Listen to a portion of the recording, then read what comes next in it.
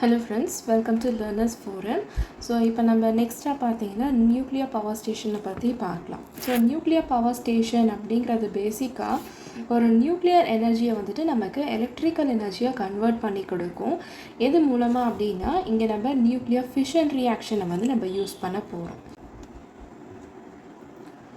So சிம்பிளாக சொல்லணும் அப்படின்னா நமக்கு பார்த்திங்கன்னா அவுட்லைன் இந்த மாதிரி தான் இருக்கும். பை யூஸிங் யுரேனியம் தேவையான நியூக்ளியர் எனர்ஜி வந்து நமக்கு using the reaction fission reaction மூலமாக நமக்கு கிடைக்கும்.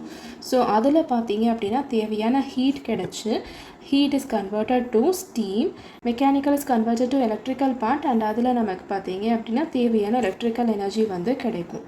ஸோ இது வந்துட்டு தேர்மல் பிளான்ட்டில் நம்ம எப்படி பார்த்தோமோ அதுக்கு அப்படியே சிமிலராக தான் இருக்கும். பட் அங்கே நம்ம என்ன பண்ணியிருந்தோம், கோல் யூஸ் பண்ணியிருந்தோம். ஸோ இங்கே வந்து coal is replaced by nuclear fuel. Working principle எடுத்துக்கிட்டோம் அப்படின்னா here it is based on nuclear fission reaction and Rankine cycle. So Rankine cycle என்ன அப்படிங்கிறத நம்ம இதுக்கு முன்னாடியே பார்த்தோம். நியூக்ளியர் ஃபிஷன் என்ன அப்படிங்கிறது நம்ம இந்த டைப்பில் டீட்டெயில்டாக பார்க்கலாம். ஸோ எனர்ஜி பொறுத்த வரைக்கும் எப்படி ஒரு ஃபார்ம்லேருந்து இன்னொரு ஃபார்முக்கு கன்வெர்ட் ஆகுதுன்னு பார்க்கலாம். நியூக்ளியர் எனர்ஜி ஃபர்ஸ்ட் நம்ம யுரேனியமில் பார்த்தீங்க அப்படின்னா நமக்கு யூஸிங் த ஃபிஷன் ரியாக்ஷன் நமக்கு தேவையான இந்த நியூக்ளியர் எனர்ஜி கிடச்சிருச்சு. அண்ட் அதில் கிடைக்கக்கூடிய ஹீட் வந்து பார்த்திங்கன்னா ஸ்டீமாக கன்வெர்ட் ஆகும்போது தேர்மல் எனர்ஜி கிடைக்கும். டர்பைனில் பாஸ் ஆகும்போது மெக்கானிக்கல் எனர்ஜி அண்ட் ஜென்ரேட்டருடைய அவுட்புட்டில் நமக்கு எலக்ட்ரிக்கல் எனர்ஜி வந்து கிடைக்கும். ஸோ ஃபர்ஸ்ட் ஸ்டெப்பாக நமக்கு என்ன இருக்குது, நியூக்ளியர் ஃபிஷன் வந்து இருக்குது. For which uranium U-235 is used as fuel. இந்த பாயிண்ட் ரொம்ப இம்பார்ட்டண்ட். என்ன ஃபியூவலாக யூஸ் பண்ணுறோம் அப்படிங்கிறது தெரிஞ்சிருக்கணும். ஸோ நியூட்ரான் என்ன பண்ணும் அப்படின்னா இட் ஹிட்ஸ் த யுரேனியம் ஆட்டம். அப்போ ஆட்டம் அதாவது இப்படி ஒன்றா இருக்கிறது ரெண்டாக இப்படி வந்து ஸ்ப்ளிட் ஆகும். அண்ட் இது திருப்பியும் இன்னும் இங்கே இருக்கக்கூடிய ரெண்டு வந்துட்டு அகெயின் இப்படி ரெண்டாக வந்து ஸ்ப்ளிட் ஆகும். ஸோ இதுதான் வந்து நம்ம ஃபிஷன் ரியாக்ஷன் அப்படின்னு சொல்லுவோம். ஸோ இப்படி ஸ்ப்ளிட் ஆகும்போது நிறைய ஹீட் எனர்ஜி வந்து நமக்கு ரிலீஸ் ஆகும். இதை தான் நம்ம வந்து டோட்டலாக ஃபிஷன் ரியாக்ஷன் அப்படின்னு சொல்கிறோம். Second is reactor. அதாவது இந்த ஃபிஷன் ரியாக்ஷன் வந்து நமக்கு எங்கே அக்கர் ஆகும் அப்படின்னா இன்சைட் த ரியாக்டர், அதாவது ஒரு கம்பைன்டு ஸ்பேஸ்குள்ளே தான் நமக்கு இந்த ரியாக்ஷன் எல்லாமே வந்துட்டு நடக்கும். ஸோ அப்போ நமக்கு ஹீட் ப்ரொடியூஸ் ஆகும். அண்ட் கூலண்ட் என்ன பண்ணும் அப்படின்னா இந்த ஹீட்டை கேரி பண்ணி இந்த ஹீட்டை வந்து நமக்கு ஸ்டீமாக கன்வெர்ட் பண்ணி கொடுக்கும். ஸோ இந்த ஹை ப்ரெஷர் ஸ்டீம் வந்து பார்த்திங்கன்னா நமக்கு இந்த ஸ்டீம் ஜென்ரேட்டர் மூலமாக வந்து ப்ரொடியூஸ் ஆகும். And fourth is turbine. இப்போ நமக்கு இங்கே ஸ்டீம் கிடச்சிருச்சு. இந்த ஸ்டீம் என்ன பண்ணுறோம், நம்ம டர்பைனுக்கு பாஸ் ஆகும்போது இந்த டர்பைன் ரொட்டேட் ஆக ஆரம்பிக்கும். ஸோ அப்படி ரொட்டேட் ஆகும்போது தான் நமக்கு தேவையான இந்த மெக்கானிக்கல் எனர்ஜி வந்து இங்கே கிடைக்கிது. ஸோ டர்பைன் என்ன பண்ணும் அப்படின்னா அது சுத்த நமக்கு ஜென்ரேட்டரை ரொட்டேட் பண்ண வச்சிரும். From which mechanical is converted to electrical energy. So இதில் தான் பார்த்தீங்கன்னா நமக்கு தேவையான அந்த எலக்ட்ரிசிட்டி வந்து ப்ரொடியூஸ் ஆக ஆரம்பிக்குது.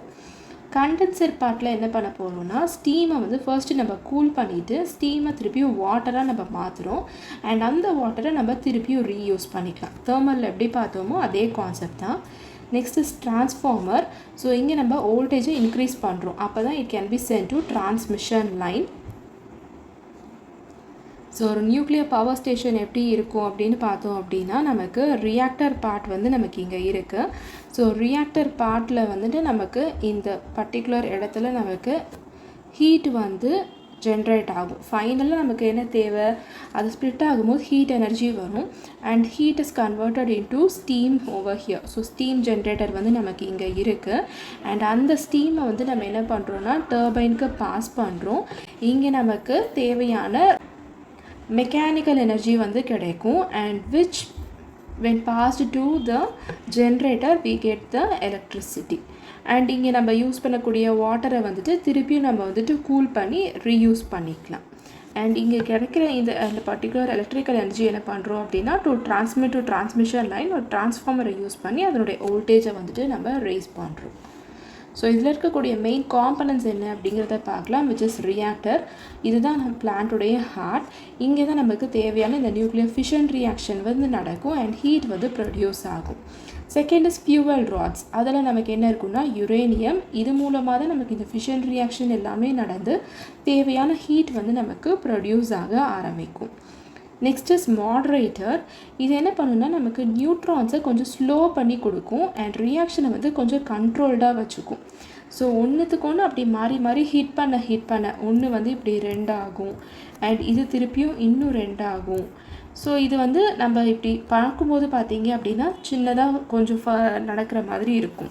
பட் இது வந்து ரொம்ப, அதாவது இந்த ஃப்ராக்ஷன் ஆஃப் செகண்டில் வந்துட்டு பார்த்தீங்க அப்படின்னா ரொம்ப வாஸ்ட்டாக நடக்கும். ஸோ அதை ஸ்லோ பண்ணுறதுக்கு பார்த்தீங்கன்னா we are using a moderator.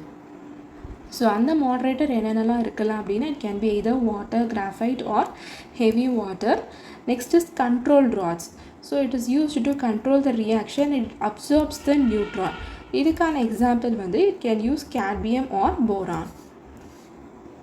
Next is coolant which carries the heat. இங்கேருந்து தான் பார்த்தீங்க அப்படின்னா நமக்கு ஹீட் வந்து ஸ்டீமாக கன்வெர்ட் ஆகும்.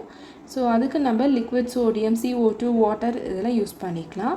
And by means of steam generator நமக்கு தேவையான ஸ்டீம் வந்து ஜென்ரேட் ஆகும்.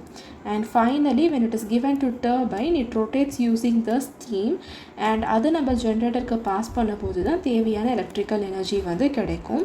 And the last portion is condenser. அதாவது நம்ம யூஸ் பண்ண ஸ்டீமை வந்துட்டு திருப்பியும் வாட்டராக கன்வெர்ட் பண்ணி கூல் பண்ணி திருப்பியும் ரீயூஸ் பண்ணுறதுக்கு வந்துட்டு நமக்கு ஹெல்ப் பண்ணும். ஸோ நியூக்ளியர் ஃபிஷன் ரியாக்ஷன் எப்படி இருக்கும் அப்படின்னா யுரேனியம் அண்ட் நியூட்ரான் ரெண்டுத்தையும் கம்பைன் பண்ணும்போது அது மறுபடியும் ஸ்ப்ளிட் ஆகும். அப்படி ஸ்ப்ளிட் ஆகும்போது, அதாவது இப்போது இந்த ஒரு பார்ட்டிக்கல் இப்படி 2ஆக வந்து ஸ்ப்ளிட் ஆகும்போது பார்த்தீங்க அப்படின்னா it gives heat, neutrons and energy. இது வந்து ஒரு செயின் ரியாக்ஷன் மாதிரி. 1 அடித்து 2 ஆகும், 2 அடித்து திருப்பியும் 4 ஆகும். ஸோ இது எல்லாமே வந்து பார்த்தீங்க அப்படின்னா ஒரு ரியாக்டருக்குள்ளார வந்து நமக்கு நடக்கும். ஸோ இதில் நம்ம என்ன மாதிரியான நியூக்ளியர் ரியாக்டர்ஸ் எல்லாம் யூஸ் பண்ணலாம் அப்படின்னா first is pressurised water reactor. இங்கே நம்ம வாட்டரை வந்துட்டு ஒரு கூலண்ட்டாகவும் மாடரேட்டராகவும் யூஸ் பண்ண போகிறோம். இதுதான் வந்து பார்த்திங்கன்னா இருக்கிறதுலே மோஸ்ட் காமனான type of nuclear reactor.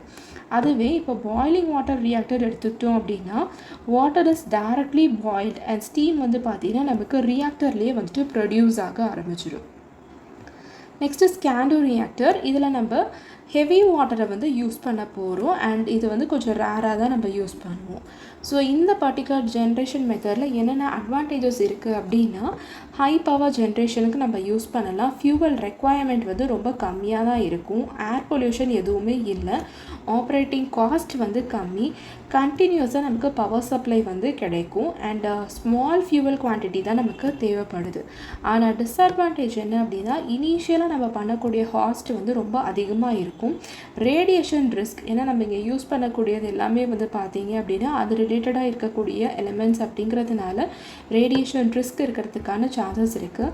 Waste disposal problem, safety issues and operation வந்து கொஞ்சம் காம்ப்ளெக்ஸாக இருக்கும்.